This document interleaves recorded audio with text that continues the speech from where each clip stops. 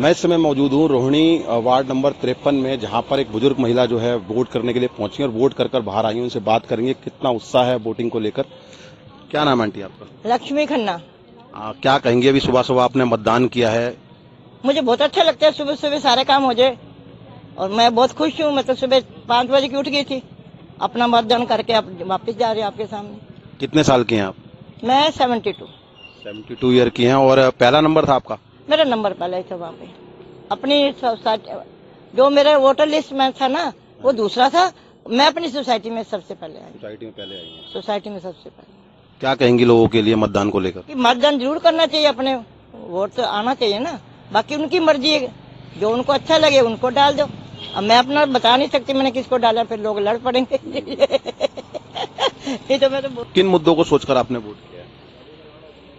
बस लोकल मुद्दे जो भी हैं। क्या मुद्दे हैं? साफ सफाई का, क्या व्यवस्था को लेकर? हाँ, साफ सफाई व्यवस्था। कितने साल एज है आपकी?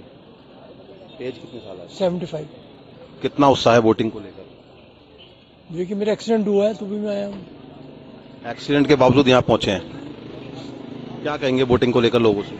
वोटिंग अच्छा है, वोटिंग राइट है हमारा, वोटिंग फर्ज भी है हमारा। It is our duty. तो क्या कुछ लोकल मुद्दे हैं जिनको सोचकर आपने मतदान किया है? साफ सफाई को लेकर है या फिर कुछ और समस्याएं हैं क्षेत्र की? नहीं, यही साफ सफाई है और कुछ नहीं। तो एक्सीडेंट के बावजूद जो है, दुर्घटना के बावजूद बाबूजी यहाँ पर मतदान करने के लिए पहुंचे और अपने मत का प्रयोग किया है और लोगों से अपील की है कि ज्यादा से ज्यादा मतदान करें। मुकेश राणा, जी मीडिया, दिल्ली।